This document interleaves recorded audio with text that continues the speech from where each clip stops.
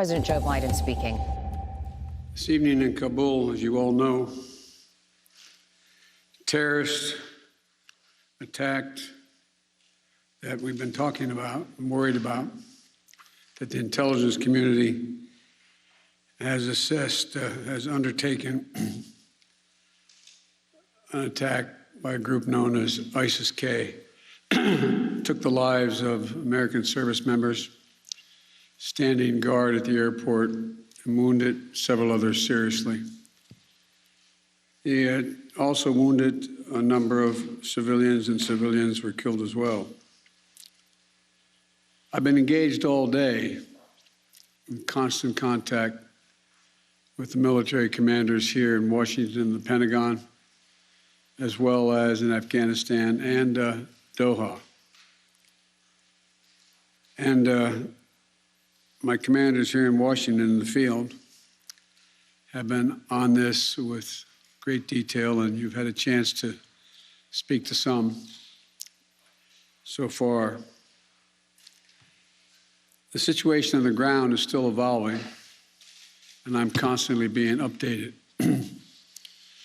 These American service members who gave their lives, it's an overused word, but it's totally appropriate here, were heroes. Heroes who've been engaged in a dangerous, selfless mission to save the lives of others. They're a part of an airlift, an evacuation effort unlike any seen in history, with more than 100,000 American citizens, American partners, Afghans who helped us, and others taken to safety in the last 11 days. Just in the last 12 hours or so, another 7,000 have gotten out. They were part of the bravest, most capable, the most selfless military on the face of the earth. And they're part of simply what I call the backbone of America. They're the spine of America, the best the country has to offer. Jill and I, our hearts ache, like I'm sure all of you do as well, for all those Afghan families who lost loved ones, including small children, or been wounded in this vicious attack. And we're outraged as well as heartbroken. Being the father of an Army major who served for a year in Iraq, and before that was in Kosovo as a U.S. attorney for the better part of 6 months in the middle of a war. When he came home after a year in Iraq, was diagnosed, like many, many coming home, with an aggressive and lethal cancer of the brain. We lost. We have some sense, like many of you do, what the families of these brave heroes are feeling today. You get this feeling like you're being sucked into a black hole in the middle of your chest. There's no way out. My heart aches for you. But I know this.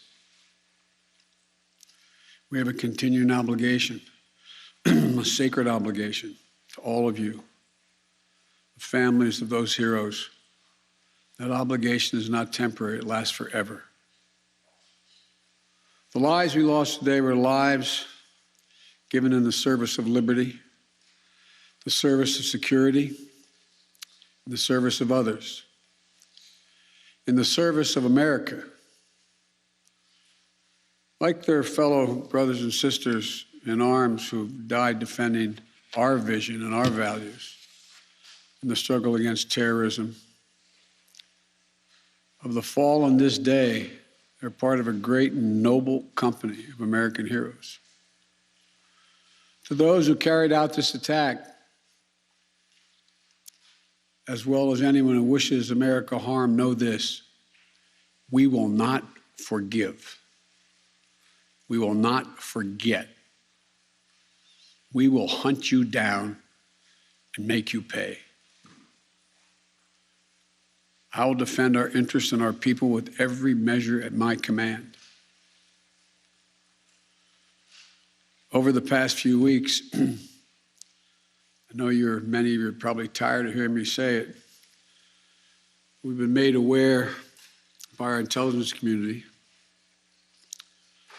that the ISIS-K, an arch enemy, the Taliban, people who were freed when both those prisons were opened, has been planning a complex set of attacks on the United States personnel and others. This is why, from the outset, I've repeatedly said this mission was extraordinarily dangerous, and on why I've been so determined to limit the duration of this mission.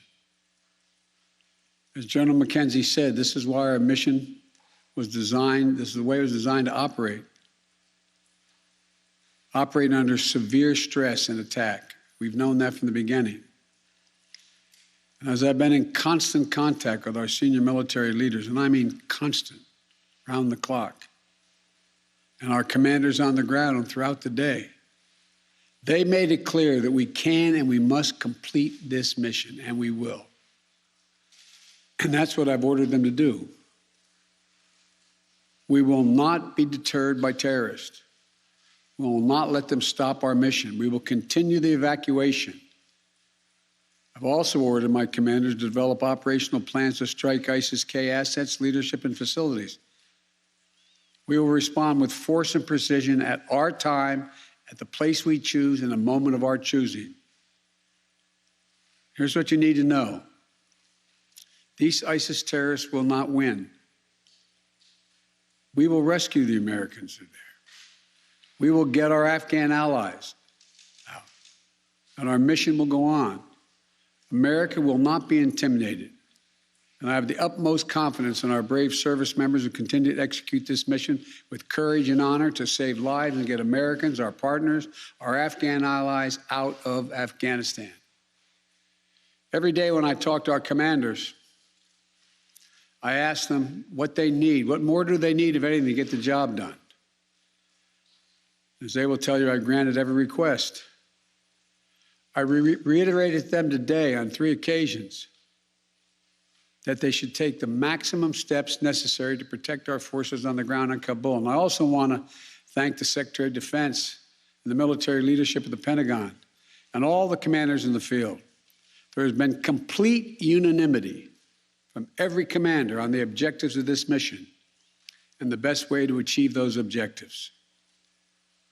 Those who have served through the ages have drawn inspiration from the book of Isaiah, when the Lord says, "Whom shall I send?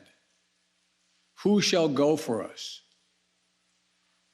The American military has been answering for a long time. "Here I am, Lord, send me. Here I am, send me." Each one of these women and men of our armed forces are the heirs of that tradition of sacrifice, of volunteering to go in harm's way, to risk everything, not for glory, not for profit, but to defend what we love and the people we love. And I ask that you join me now in a moment of silence for all those in uniform and out of uniform, military and civilian, who have given the last full measure of devotion.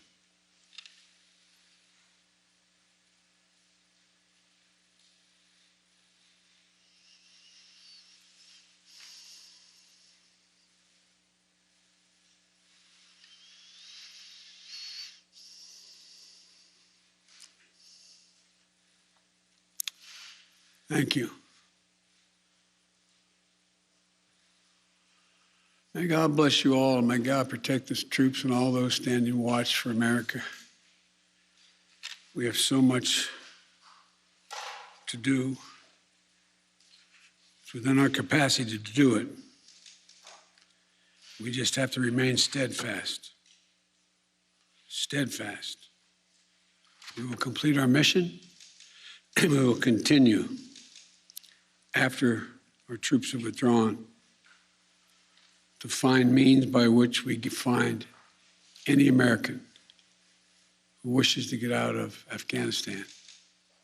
We will find them and we will get them out. Ladies and gentlemen, they gave me a list here. The first person I was instructed to call on was Kelly O'Donnell of NBC.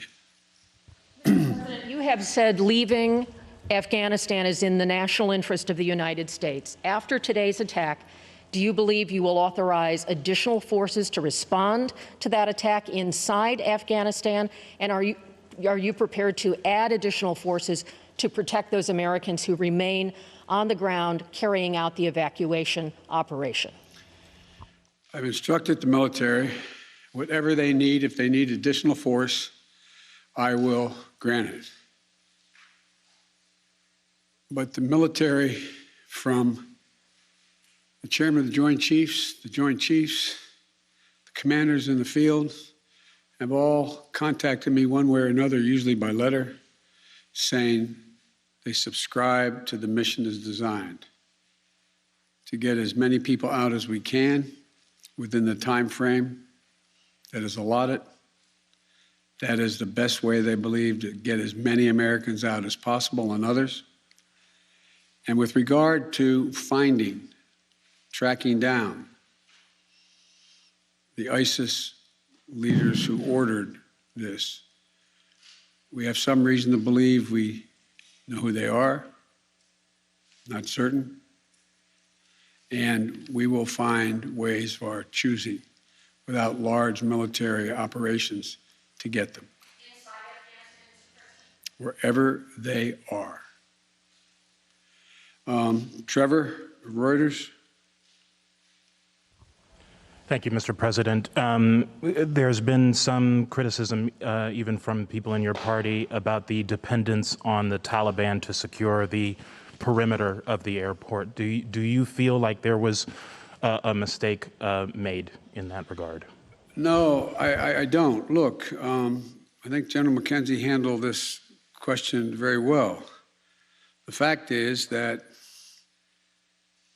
we're in a situation, we inherited a situation, particularly since, as we all know, that the Afghan military collapsed 11 days before, in 11 days, that it is in the interest of, as McKenzie said, in the interest of the Taliban, that, in fact, ISIS-K does not metastasize beyond what it is, number one. And number two, it's in their interest that we are able to leave on time, on target. And as a consequence of that, the major things we've asked them, moving back the perimeter, giving more space between the wall, stopping vehicles from coming through, et cetera, searching people coming through. It is not what you'd call a tightly commanded, regimented operation like the U.S. is, the military is, but they're acting in their interest. And so, by and large, and I've asked this same question to military on the ground, whether or not it's a useful exercise. No one trusts them. We're just counting on their self-interest to continue to generate their activities. And it's in their self-interest that we leave when we said, and that we get as many people out as we can. Like I said, even in the midst of everything that happened today, over 7,000 people we've gotten out, over 5,000 Americans overall. So it's not a matter of trust, it's a matter of mutual self-interest. And, but there is no evidence thus far that I've been given as a consequence by any of our commanders in the field that there has been collusion between the Taliban and ISIS in carrying out what happened today, both in front of the hotel and what is expected to continue for beyond today. Amir, Associated Press. Thank you, Mr. President. You have spoken, again, powerfully about your own son and the weight of these decisions. With that in mind, and also what you've said, that the longer we stay, the more likelihood that there would be a major attack.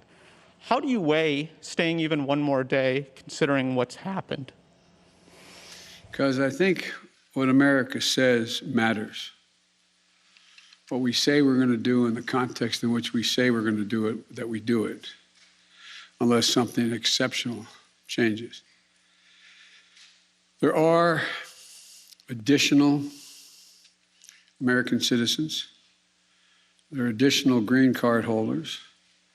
There are additional personnel of our allies. There are additional SIV card holders.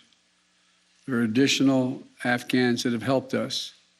And there are additional groups of individuals that have been contacted us, from women's groups to NGOs and others, who have expressly indicated they want to get out and have gathered in certain circumstances in groups, on buses and other means. That still presents the opportunity for, in the next several days, between now and the 31st, to be able to get them out.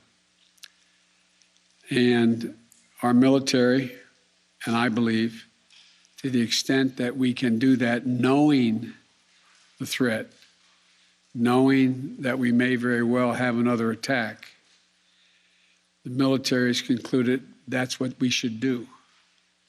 I think they're right. I think they're correct. And after that, we're going to be in a circumstance where will be, I believe, numerous opportunities to continue to provide access for additional persons to get out of Afghanistan, either through means that we provide and or are provided through in cooperation with the Taliban. They're not good guys, the Taliban. We're not suggesting that at all. But they have keen interest. As many of you have been reporting, they very much would like to figure out how to keep the airport open. They don't have the capacity to do it. They very much are trying to figure out whether or not they can maintain what is the portion of an economy that has become not robust, but fundamentally different than it had been. And so there's a lot of reasons why they have reached out, not just to us, but to others, as to why it would be continued in their interest to get more of the personnel we want to get out. We can locate them. Now, there's not many left that we can assess that want to come out. There's some Americans we've identified, we've contacted the vast majority of them, not all of them, who don't want to leave because they're dual nationals, they have extended families, et cetera. And there's others who are looking for the time. So that's why we continue. I'll take a few more questions, but you, sir. I wanted to ask you, that's okay. You say that what America says matters. What do you say to the Afghans who helped troops who may not be able to get out by August 31st? I say we're going to continue to try to get you out. It matters. Look, I know of no conflict, as a student of history, no conflict where when a war was ending, one side was able to guarantee that everyone they wanted to be extracted from that country would get out. And think about it, folks. I think it's important. I know the American people get this in their gut. There are, I would argue, millions of Afghani citizens who are not Taliban, who did not actively cooperate with us as SIVs who, if given a chance, they'd be on board a plane tomorrow. It sounds ridiculous, but the vast majority of people in communities like that want to come to America, given a choice. So getting every single person out can't be guaranteed by anybody, because there's a determination all who wants to get out as well. At any rate, it's a process. I was really pointing to you, but you, sir. Thank you, Mr. President. There are reports that U.S. officials provided the Taliban with names of Americans and Afghan officials to evacuate. Were you aware of that? Did that happen? And then, sir, did you personally reject a recommendation to hold or to recapture Bagram Air Force Base? Here's what I've done let's answer the last question first. On the tactical questions of how to conduct an evacuation or a war, I gather up all the major military personnel that are in Afghanistan, the commanders, as well as the Pentagon. And I ask for their best military judgment. What would be the most efficient way to accomplish the mission? They concluded, the military, that Bagram was not much value added, that it was much wiser to focus on Kabul. And so I followed that recommendation. With regard to, there are certain circumstances where we've gotten information, and quite frankly, sometimes from some of you, saying you know of such and such a group of people are trying to get out, and they're on a bus, they're moving from other people. And this is their location.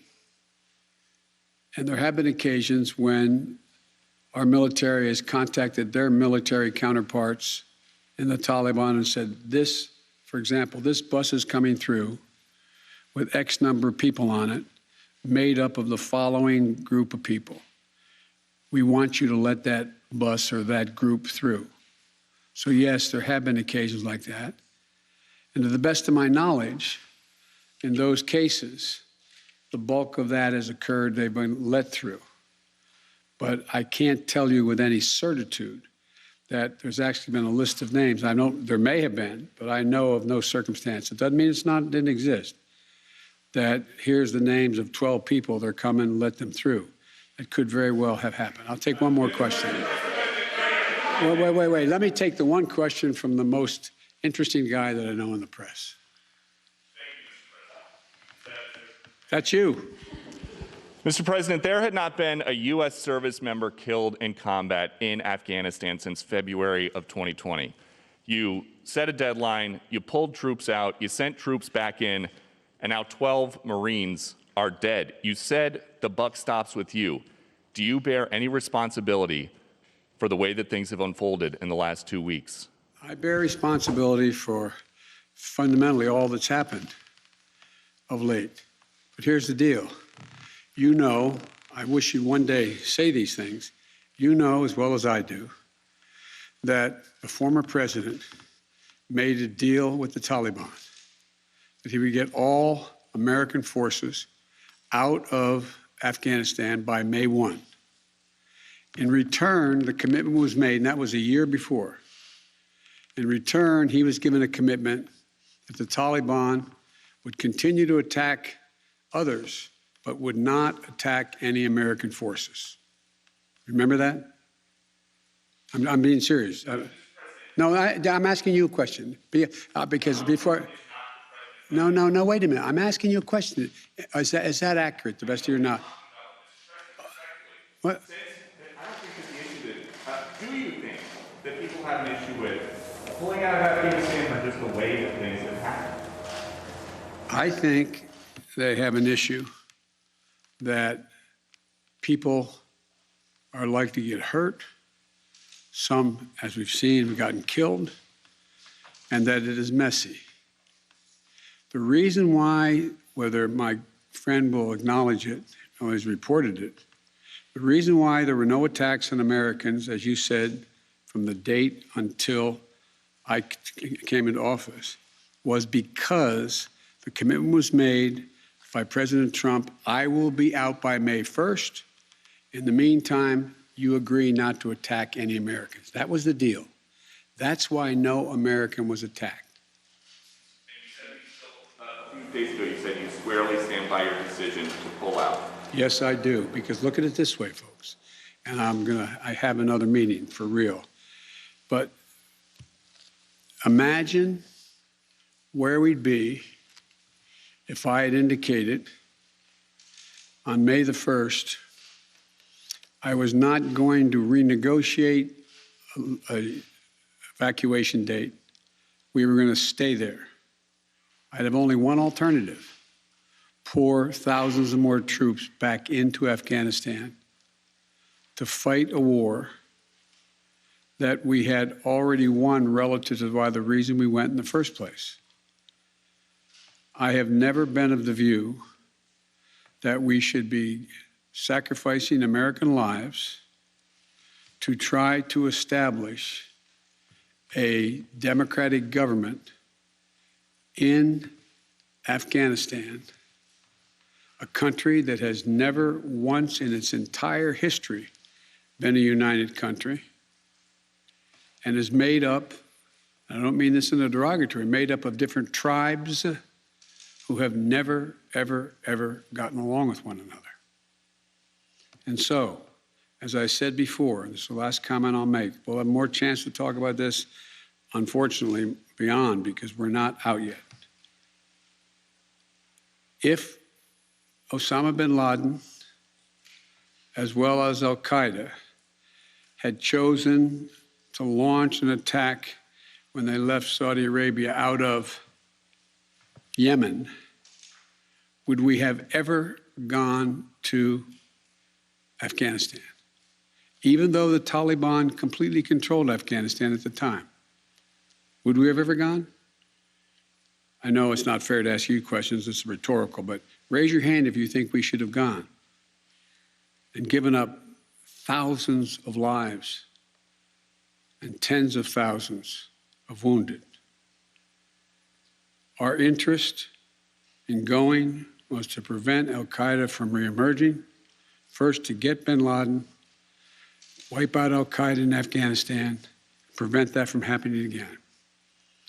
As I've said 100 times, terrorism is metastasized around the world. We have greater threats coming out of other countries, a heck of a lot closer to the United States. We don't have military encampments there. We don't keep people there. We have over-the-horizon capability to keep them from going after us. Ladies and gentlemen, it was time to end a 20-year war. Thank you so much. Right. We've been listening to